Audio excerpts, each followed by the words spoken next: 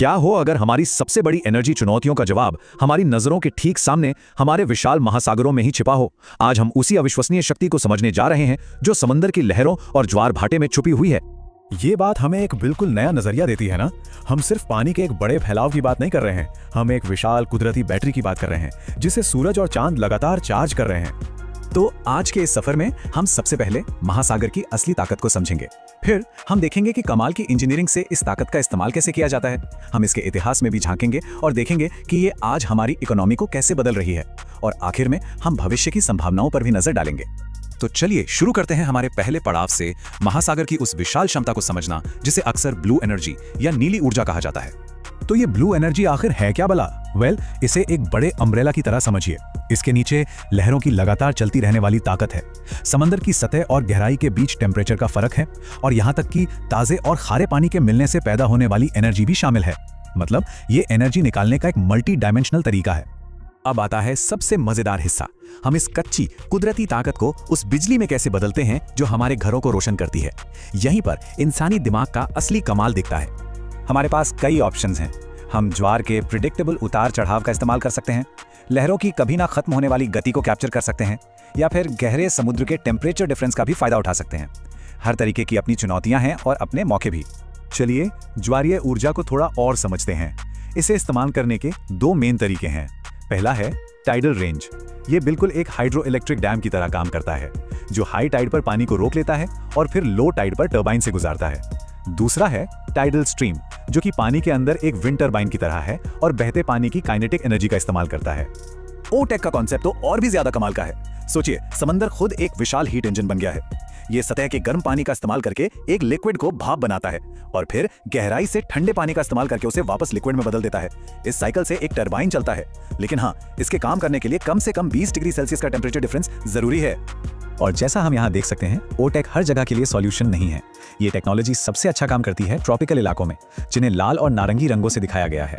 यह हमें याद दिलाता है कि ओशन एनर्जी के लिए कोई एक वन साइज फिट्स ऑल वाला फॉर्मूला नहीं है। सही जगह पर सही टेक्नोलॉजी का इस्तेमाल ही जरूरी है। तो ये जादू होता कैसे है? ये एक 4 स्टेप्स का प्रोसेस है। स्टेप 1, सतह का गर्म पानी अमोनिया जैसे लिक्विड को भाप में बदलता है। स्टेप 2, ये फैलती हुई भाप एक टरबाइन को घुमाती है जिससे बिजली बनती है। स्टेप 3, गहरा ठंडा पानी उस भाप को वापस लिक्विड बना देता है। और स्टेप 4, ये साइकिल बार बार दोहराया जाता है। सिंपल, एलिगेंट और लगातार चलने वाला प्रोसेस। ठीक है, तो हमने ये तो समझ लिया कि ये टेक्नोलॉजी काम कैसे करती है, लेकिन इसकी शुरुआत कहाँ से हुई? चलिए थोड़ा टाइम में पीछे चलते हैं और देखते हैं कि कैसे ओशन एनर्जी एक थ्योरी से एक उभरती हुई इंडस्ट्री बन गई। यकीन करना मुश्किल है, पर ओशन एनर्जी का आइडिया 200 साल से भी ज्यादा पुराना है। इसका पहला पेटेंट 1799 में फाइल किया गया था, लेकिन असल में 1973 के तेल संकट ने इस आग में घी डालने का काम किया। अचानक ऑल्टरनेटिव एनर्जी सोर्स सिर्फ एक थ्योरी नहीं बल्कि दुनिया की जरूरत बन गए।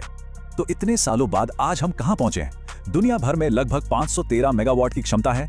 ये लाखों घरों को बिजली देने के लिए काफी है। हाँ, ये सोलर या विंड के मुकाबले अभी समंदर में एक बूंद जैसा है, पर ये वो बूंद है जो बड़ी लहरें बना रही है। और इस फील्ड में जो कंपनियां कमाल कर रही हैं, उनमें से एक है ऑर्बिटल मरीन पावर। स्कॉटलैंड की ये कंपनी अपने O2 टरबाइन के साथ सचमुच ज्वार का रुख मोड़ रही है। और ये है वो मशीन। इंजीनियरिंग के इस कमाल को देखिए। ये विशाल तैरता हुआ टरबाइन पानी के नीचे का एक बीस्ट है, जिसे समंदर की शक्तिशाली धाराओं से एनर्जी खींचने के लिए डिजाइन किया गया है। ये कोई साइफाई फिल्म का सीन नहीं है, ये असली दुनिया का हार्डवेयर है जो आज बिजली पैदा कर रहा है। लेकिन रुकिए, कहानी सिर्फ बड़े पावर ग्रिड तक ही सीमित नहीं है। ओशन एनर्जी ब्लू इकोनॉमी को भी पावर दे रही है, यानी समुद्री संसाधनों का सस्टेनेबल इस्तेमाल। और यहीं से चीजें और भी इंटरेस्टिंग हो जाती हैं। जरा सोचिए, समंदर के बीच में जो फिश फार्म्स हैं, डेटा सेंटर्स हैं या साइंटिफिक सेंसर्स हैं, उन्हें बिजली कहां से मिलती है? ज्यादातर डीजल जनरेटर से। लेकिन अब ओशन एनर्जी एक साफ सुथरा लोकल पावर सोर्स दे सकती है, जिससे लागत और प्रदूषण दोनों में भारी कमी आती है। तो आगे क्या? इस टेक्नोलॉजी का भविष्य कैसा दिखता है? भविष्य इनोवेशन का है, सीमाओं को और आगे बढ़ाने का है और इस अद्भुत रिसोर्स को और भी ज्यादा एक्सेसिबल बनाने का है। सबसे एक्साइटिंग रास्तों में से एक है बायोमिमेटिक्स। आसान शब्दों में कहें तो इंजीनियरिंग के लिए नेचर से प्रेरणा लेना। आखिरकार नेचर के पास अरबों सालों का R&D एक्सपीरियंस है ना?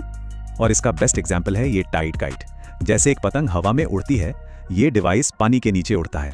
और इसकी खास बात यह है कि ये धीमी धाराओं से भी एनर्जी बना सकता है, जिसे एक पारंपरिक टरबाइन कैप्चर नहीं कर पाता। ये सचमुच एक गेम चेंजर है। और बात करें भारत की, तो हमारी 7,500 किलोमीटर से ज्यादा लंबी कोस्टलाइन के साथ ये एक बहुत बड़ी अपॉर्चुनिटी है। 2019 में सरकार का ओशन एनर्जी को रिन्यूएबल एनर्जी का दर्जा देना एक बहुत ही अहम कदम था, जिसने इस विशाल अनछुए रिसोर्स के दरवाजे खोल दिए हैं।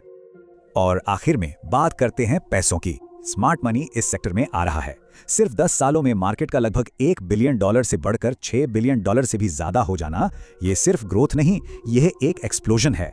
इससे पता चलता है कि इन्वेस्टर्स को इस टेक्नोलॉजी के भविष्य पर कितना भरोसा है। तो हम इस बड़े सवाल के साथ रह जाते हैं, क्या हमारा महासागर जो हमारे प्लैनेट का जीवन है, हमारी एनर्जी का भविष्य भी हो सकता है? जैसा कि हमने देखा, टेक्नोलॉजी आगे बढ़ रही है और ऐसा लगता है कि ज्वार निश्चित रूप से हाँ की ओर ही मुड़ रहा है।